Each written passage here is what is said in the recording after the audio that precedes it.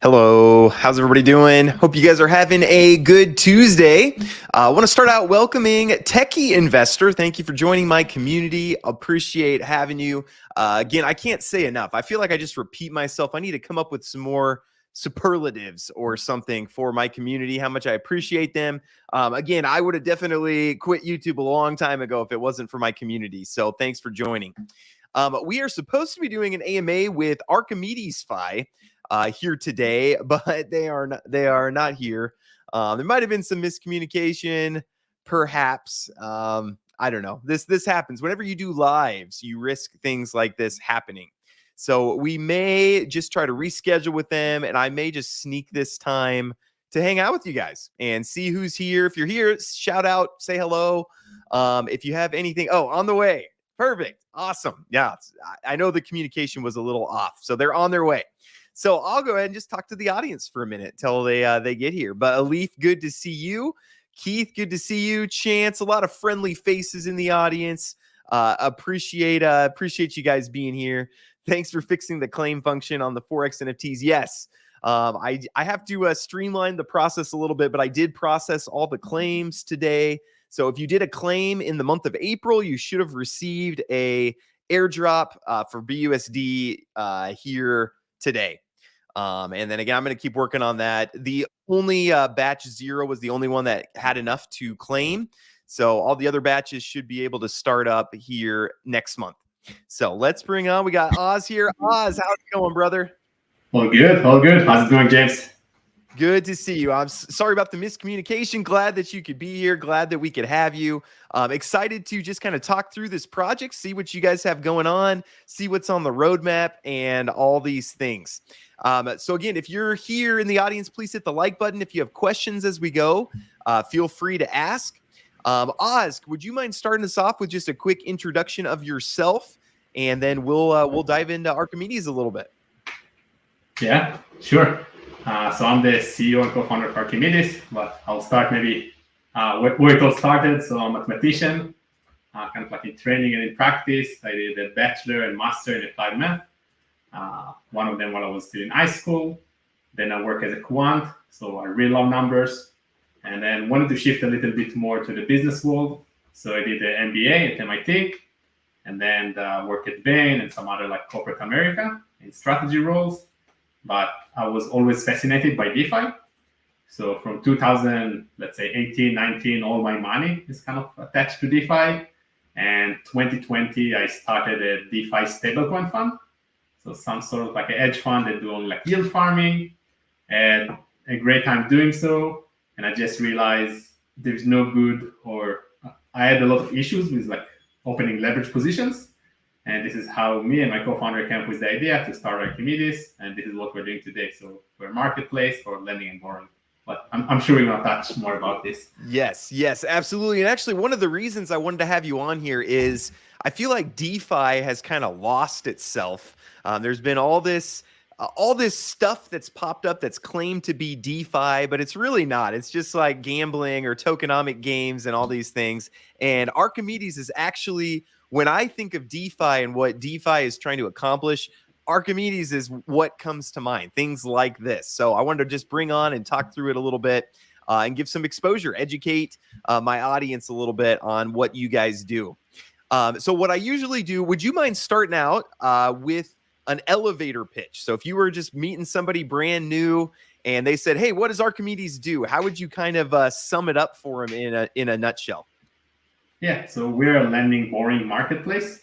So on the one hand, you can have lend us money. Think about like a high yield savings account that since we launched, I think our average return is around like in the last 2 months, like 22%.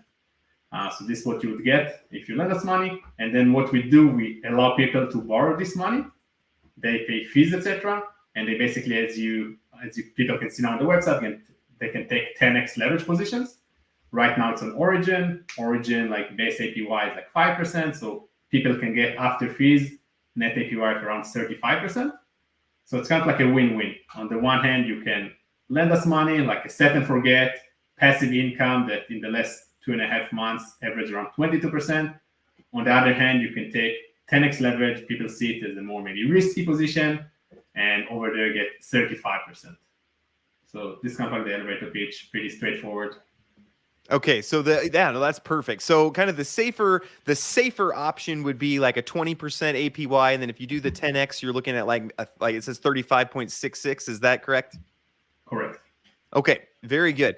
Can you kind of explain? I think leverage is kind of for a lot of people, they've heard about it, but it's kind of mystical to them. They don't really understand the difference between just opening a regular position and a 10x leveraged position.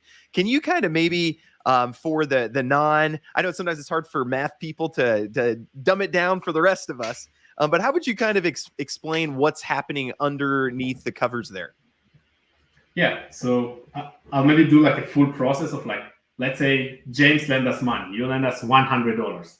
Perfect. Now you're getting like this 20% in like IL savings account. What we do, we take this $100 and say, hey, who wants to take this $100 and make 5% on them? Because this is currently what Origin is providing. And let's say we have a Ben, someone named Ben that wants to do it. So Ben comes and say, hey, I want this $100.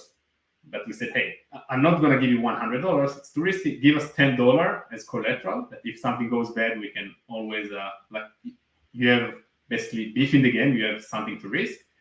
And you put $10, you get another $100 that basically James put. And now you have a total position of 110. And you make 5% on it. But because you put only $10, you're making 50%. This is like everything before fees, etc. Was it like high level enough, or should I go? Yeah, no, that was perfect. Could you kind of explain maybe why that's a little bit riskier? Because it sounds like a no-brainer. Oh yeah, I'll definitely want to do that. Why does the risk go up when you do it that way? So right now we don't have any liquidation mechanism, so there isn't too much risk. But in the future, once we have liquidation mechanism, let's say you did 10x on Origin, OUSD, which is a stable coin that in theory should always be 1-to-1 to the dollar. But we all seen what happened in the last few years. You can speak about Luna, you can speak about even USDC. Stable coins are not always pegged. So if you have a 10x position and now the underlying asset that you leverage, instead of being $1 is now worth 95 cents or 92 cents, you basically, instead of losing only 8%, you lost multiplied by magnitude of 10. So you lost 80%, or maybe you lose all your money. So there's much more risk over there. Okay, gotcha. So like when USDC depegged, I guess that's been a month or so ago, that would be a position where you could potentially lose what you put in there. Is that kind of a correct way of thinking about it? Exactly. Okay. In our case, what happened like 6 or whatever, as many weeks ago, like in DeFi, things move so fast. I know, yeah, I can't even remember. Last winter, but it was like only a few weeks. Actually, because we don't have liquidation mechanism, everyone that had a position open actually made like 100% of APY because they could actually add an arbitrage opportunity. But yeah. So you guys kind of took the risk at that point until the liquidation method is put into place. Exactly. Okay, awesome. Well, yeah, no, that sounds great. With no liquidation in place, then yeah, definitely jump on in and leverage up for sure. So can you kind of explain for one of my audience members, if they wanted to get in right now, what does the process look like for getting in? Is it as simple as just deposit some USDT or something like that, and then they're done? They just start receiving, or how does that kind of work? Yeah. So again, it's a marketplace. So there are two sides for the passive income. You can go to a website or go to Curve and you just put the money in our Curve pool. So it's really straightforward, and Curve is kind of like, I guess, the most known one. You can press probably on Earn and then like provide liquidity on Curve. And this is one of the most trusted platform over there. So it's pretty straightforward. So you can just deposit and you can choose like DAI, USDC, USDT, 123 CRV. And you see nowadays the returns around 18%. So that's on that side. On the other hand, if you want to take leverage, so usually we have leverage rounds because we cannot give as much leverage as we want. So if leverage rounds say here open, right now it's closed, you can basically deposit USDT or USDC, and then you choose the amount of deposit that you want. It will tell you how much collateral. Right now, the leverage is almost 10. It's like 9.73. You approve it and you open position. So really like 2 clicks, not try to simplify it and to make it as simple to users, because we know it's one of the biggest pain points when we try to open like leverage position in other places. Yeah, no, absolutely. And then are people, it says you can close anytime. So are people able to just take out what they're at whenever they kind of want to and redeem that position? Or how does the cashing out process work?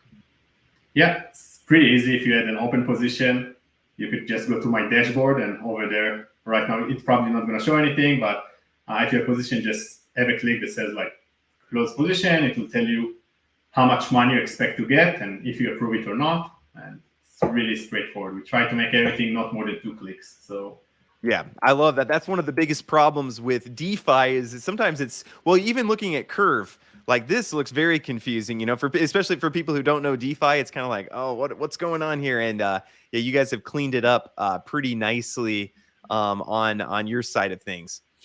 So how would you explain to someone who's trying to think about the risks that are involved? You know, there's never APY, but there's not risk involved, right?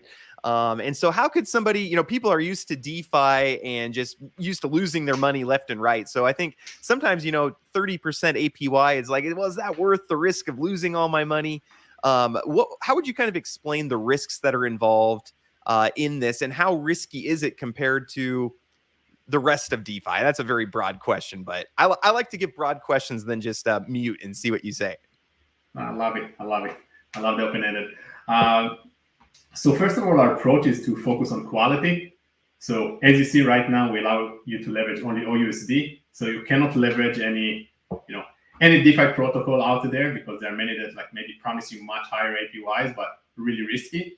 So we chose to go with like a blue chip, something that like battle tested for more than 2 years, already got hacked, well audited. We know the team. But this is one of the biggest risks that you have, is the exposure to OUSD. Because as I mentioned before, if they depeg, you're at big risk, or your position is a big risk. And then the second thing is we're building on top of Curve, as you've shown before. So if anything happens to Curve or one of their smart contracts, you're at risk. And again, we have another risk, which is like the tokens that we support on Curve, which is basically USDC, DAI, and USDT, which if you would speak a few months ago, I'd probably tell you, hey, safest on earth. But nowadays, we've seen what happened even to like the banking system in the US. So even maybe USDC is not as safe. USDT, you can argue and you get exposure to those risks. And then the last thing is basically exposure to Archimedes, to our smart contracts, which are kind of new, but we have ongoing audits. We did like 3 audits with Alborn. All our code is public. And also we had a bug bounty program that it was in Unify. So people found some bugs, we did fixes, and all the time we're working on monitoring and fixing whatever smart contract risk we get. Okay. Yeah, no, that was going to be my next question. And my kids were making noise. I was yelling at them. Not yelling. I was talking sternly. You know, that's how we do. The best approach. Yeah, the best approach, talking sternly. So that was the next thing I was going to ask about, is I think when we get into some of these DeFi protocols, we've just seen, you know, you just catch the headlines of, oh, this protocol was exploited for 100 million, and this protocol was exploited, and this protocol was exploited. What would you say to someone who's not as familiar with DeFi, who's just like, oh, I don't want to get in, I'm worried about exploits? What would you say to kind of calm someone's fears around on that side of things? So the first thing, it's like a risk-reward game. If you can get on T-bills or whatever you can get, like in the US, like 6-7% with maybe limited risk. So first of all, make sure that you're getting enough return. And the second, understand what's the risk. For instance, if it's a protocol that's already alive for a while, it's well audited, there's a community behind it, it's probably better than a protocol that just started and promised you, a Lamborghini and 1,000% of APY. So that's kind of what I can tell you. But we've seen also like Euler got hacked, even though like the hacker returned their money and they're like kind of pretty well known. Even like Aave, like V1 got hacked like a few weeks ago. So even good things get hacked. So of course there is risk. So maybe don't lose or don't invest what you're not willing to lose. Maybe that's another tip.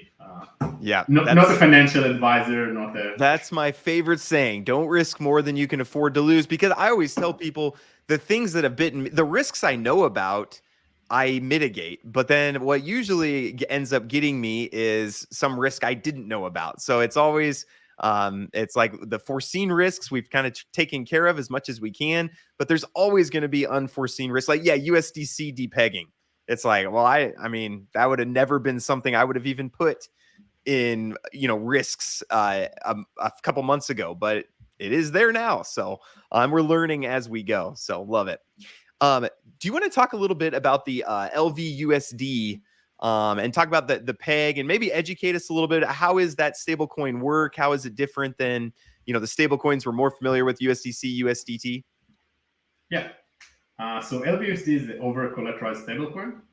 So what it means is for every $1 of LVUSD, we have at least $1 or more backing it up. So the way it works, right now we allow you to take leverage on OUSD.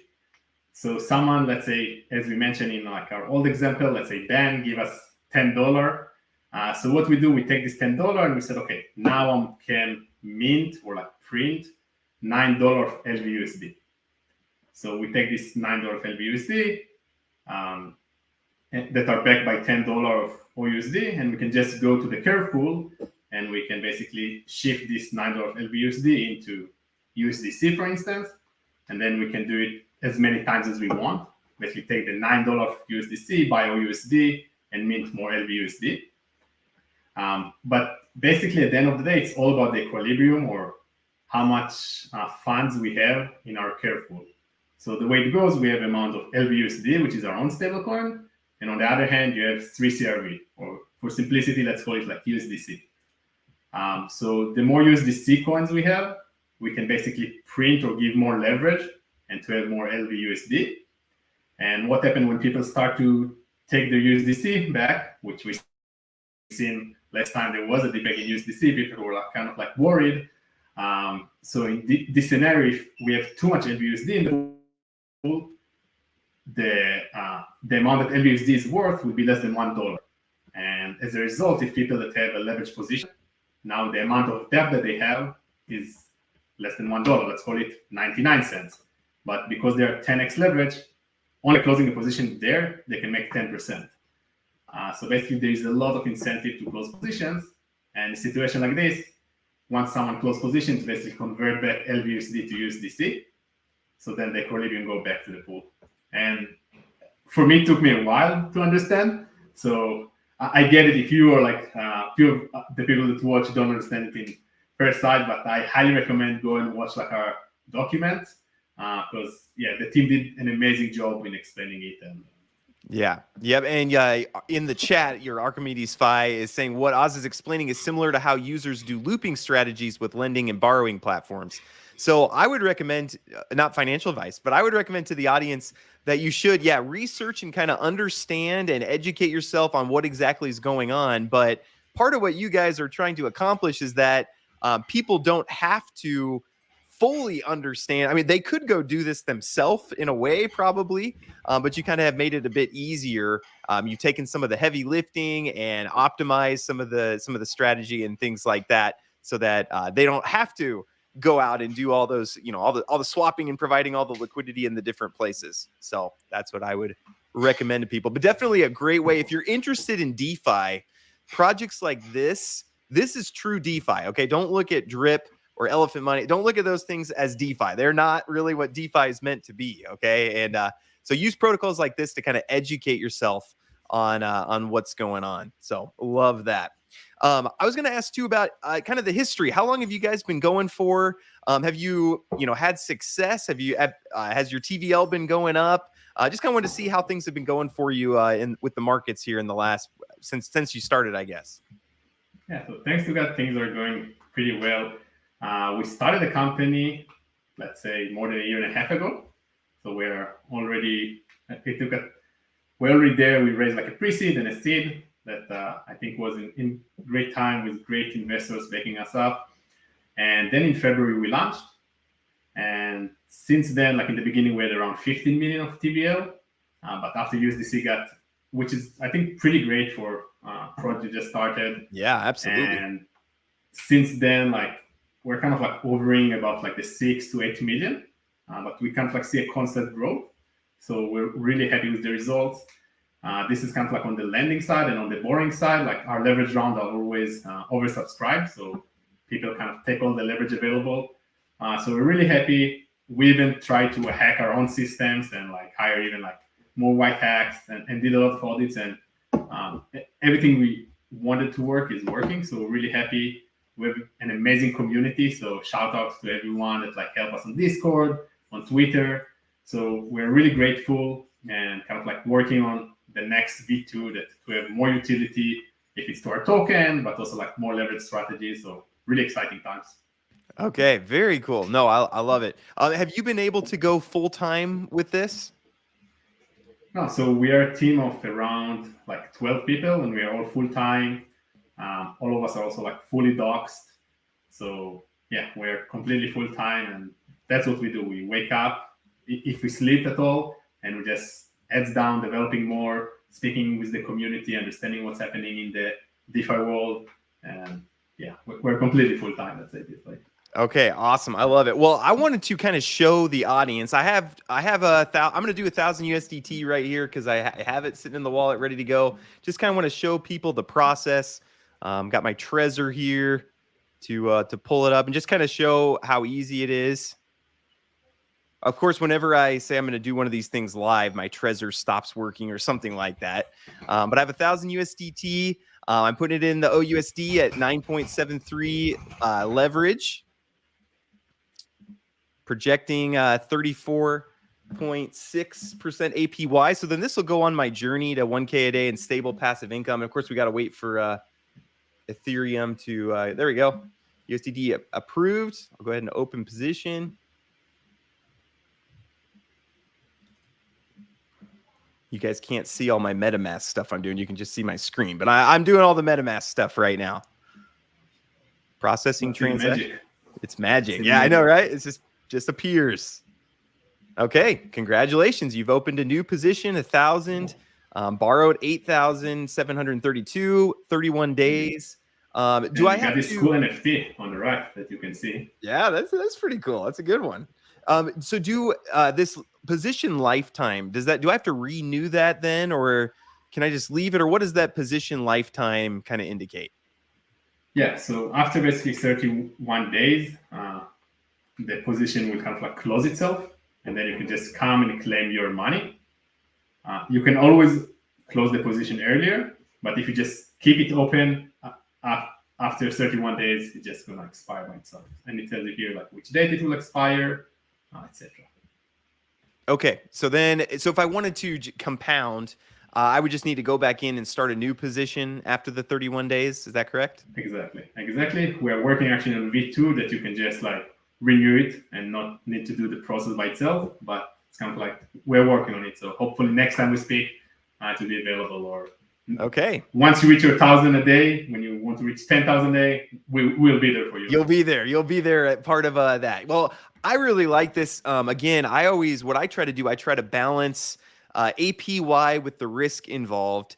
And in my opinion, my humble opinion, not financial advice, I can say this because I'm not part of the team. In my opinion, there's a higher reward in this project than risk.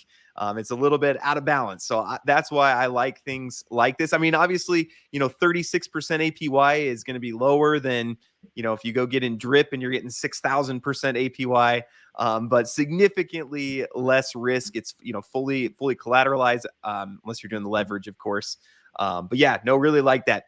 Do you want to talk a little bit about the roadmap, when V2 is coming? And then I always like to ask people too, if everything kind of goes according to plan, where do you see this going in the next, DeFi, you could say the next 2 weeks, but where do you see this going in the next couple years or 5 years? Where do you kind of hope to be? Yeah, so I'll start with V2. So we think V2 hopefully will be live by the end of the quarter. So most of the code is almost complete. So then we're going to wait for the audit, which probably take like 2-3 weeks. And then like those ping pongs of like making sure that everything works, working more on the front end. So I hope by the end of Q2 we'll have V2 live, which would be amazing. What we'll have in V2 is more strategies. So not only like stables that are like USD stables, we're gonna have Ethereum stable. So you can do like leverage on different Ethereum strategies, and we're going to support more strategies beside OUSD. So different convex pools and then some other cool things. And then the next thing on our roadmap is to go to some L2s. So yeah, we know Optimism, Avalanche, Arbitrum, ZK like all of those has an amazing reputation, and maybe Binance. So we will see what makes the most sense. And this is kind of like the L2s that we're going to build. And in the future, yeah, again, to add more assets and more strategies. But if you ask me like more long term, like where I see it like 2 years from now, I think that the first thing that we did here is to simplify DeFi and to simplify leverage. On the one hand, yes, just provide money like in this passive income. On the other hand, you can take leverage in like 2 clicks and you don't need to do the looping by yourself. And then the next thing that we want to do is to bring kind of like DeFi into real world assets that maybe nowadays you have like 6% on T-bills. Why don't you leverage it? And why don't you use DeFi in order to do so? So this is, and you have mortgage-based securities, you have commercial real estate, you have bonds. So kind of like our vision is how we can make those and connect them to DeFi that, as you mentioned, people see DeFi now as gambling, and we want to take it out of the system. So we want to make it more connected to real world asset and real world yields. So this is the vision. I hope we're gonna make it. It's less about code, it's a lot about like regulation, but hopefully us and everyone that's building now in DeFi, and especially in this DeFi winter, that will manage to overcome it. Yeah, could I ask about regulation a little bit? Just I know that's on people's minds, especially I'm in the US, and so that's obviously on the top of our mind here in the US. But do you see regulation affecting what you guys are doing, or how are you kind of navigating that? Yeah, for sure we see it. Like everything we do, we consult with a lawyer before. Like, hey, is it good or bad? And you never know when. I'm also US based, even though the company is not US based, and we're a DAO and we just working to make it more and more decentralized. So yeah, it's a big concern for us. And when I speak with other founders, it's one of the biggest concern, and where people spend a lot of money and efforts. And I think the biggest problem is there's no guidelines. So if someone would tell me, hey, do X, Y, Z, I'll be good, no problem. But right now it's like one lawyer can tell you this, a different lawyer can tell you this, and you're standing without even understanding the risk. So yeah. What I've done with my projects is I just keep asking lawyers till I find one that gives me the answer I'm wanting, and then I'm like, okay, you're my lawyer. That's kind of how I've been doing. But yeah, in the US, they've taken kind of a fine first and then explain later type approach, and so it's been difficult to navigate. So, well, hey, that's all the questions that I have. Do you feel like we touched on anything? Do you have any hidden features or anything else that you feel like we didn't touch on that you'd like to before we wrap up here? I think one cool thing is when you open the position, you got this like cool NFT, which is something that and you can see it like in OpenSea or wherever you want. And one thing that I found is like real differentiator, and hopefully like NFTs will be big again, like they were like 2 years ago. So right now in many other protocols, if you open a position, it's kind of like locked into your wallet. So you lost the keys or whatever happened, or you want to close the position, but the gas fees are too high, you're kind of like screwed. In our case, you can always sell the NFT instead of like close the position. And basically the way we see it is leverage is scarce because not all the time you can open leverage. So many times it actually makes much more sense for users to sell their NFT instead of like just closing the position, which is kind of like a win-win for everyone. On the one hand, to like the protocols, you just keep the money in the protocol and you don't close the position. And we know that liquidity is one of the, especially sticky liquidity is one of the best things that or scarce in DeFi. And on the other hand, it's like a win-win for everyone. So it's a win-win for you if you sold it for higher premium. And it's also a win-win for whoever bought it if because now you can get into a position that making maybe 30% of whatever the APY, and before you couldn't. So that's another cool area.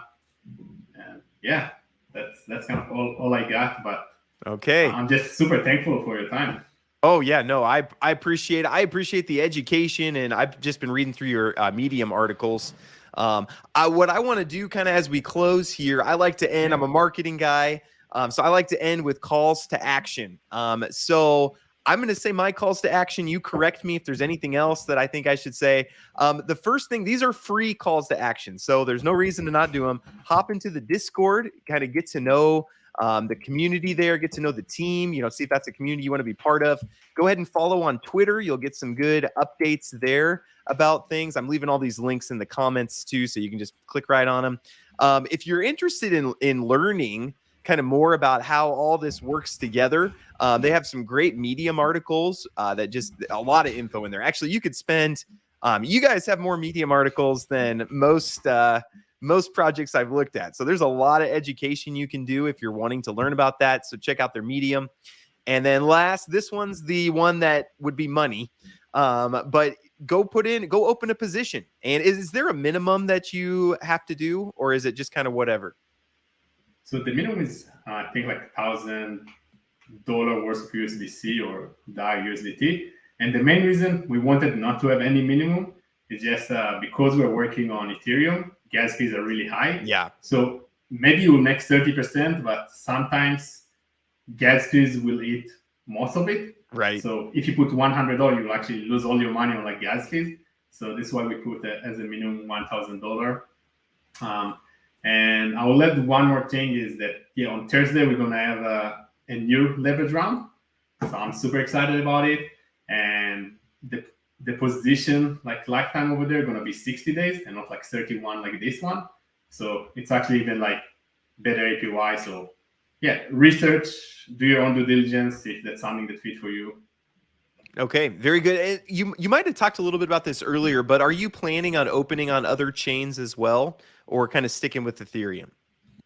Yeah. So we're discovering it as we speak, and hopefully V2 will go by the end of Q2, and beginning of Q3, hopefully we'll already be on like 1 or 2 L2s already. Okay. Awesome. Well, I look forward to seeing what you guys do and how this progresses going forward. So please keep me in the loop. I'd love to have you back in a couple months and just kind of, update how things been going in these last couple months. And now that I have my position going, I'll definitely be staying on top of things and staying up to date as much as I can. So first, as we close here, want to thank the audience. I appreciate you guys always coming out and learning with me. Again, I love protocols like this. I really enjoy this. This is what kind of my bread and butter when I started.